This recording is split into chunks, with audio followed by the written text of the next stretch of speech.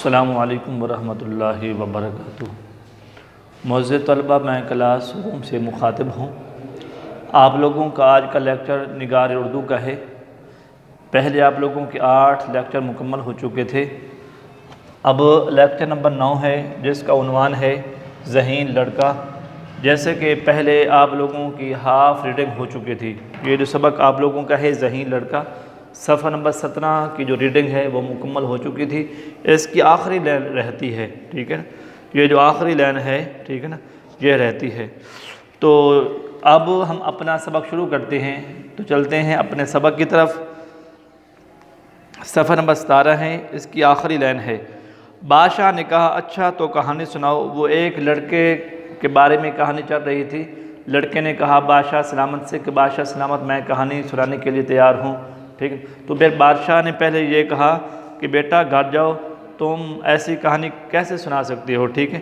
تو لڑکے نے ادب سے کہا کہ بادشاہ سلامت مجھے ایک موقع تو دیں، ٹھیک ہے نا۔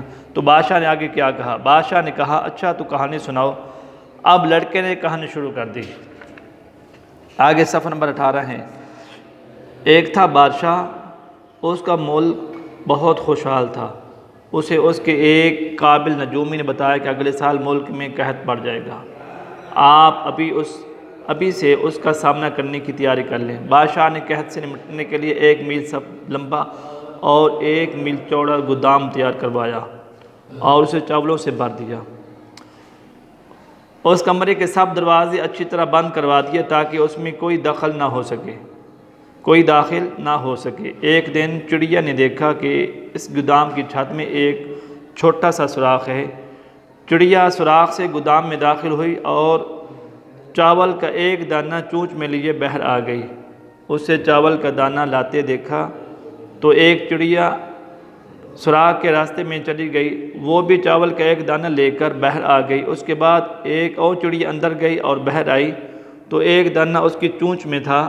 اس طرح چڑیاں بار بار گودام میں داخل ہوتی رہیں اور چاول کا دانہ اٹھائے اپنے اپنے گھونسلوں میں جا کر بچوں کا پوٹا بھرتی رہیں۔ بادشاہ بولا پھر کیا ہوا؟ لڑکا بولا پھر کیا ہوا؟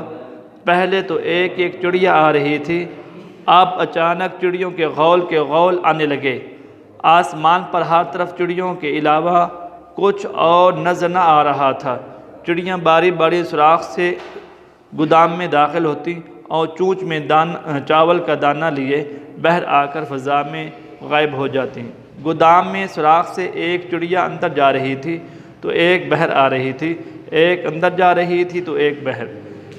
بادشاہ اس کی بات کاٹ کر بولا بس کرو، یہ بتاؤ اس کے بعد کیا ہوا؟ لڑکا جھٹ بولا بادشاہ سلامت، جب چڑیاں چاولوں کے سارے دانے لے جائیں گی تو کہانی آگے بڑھے گی۔ بادشاہ مسکرایا اور کہنے لگا بس کرو، مان گیا، تمہاری کہانی کبھی ختم نہ ہوگی۔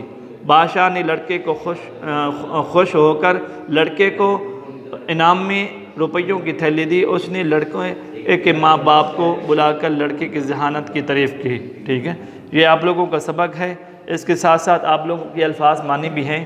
منہ مانگا جتنا چاہو، ذہین، عقل مند، نجومی، مستقبل کے بارے میں بتانے والا، جٹ، فوراً، دربار، جہاں بادشاہ عوام سے ملتا ہے، غول پرندوں کا مجمع۔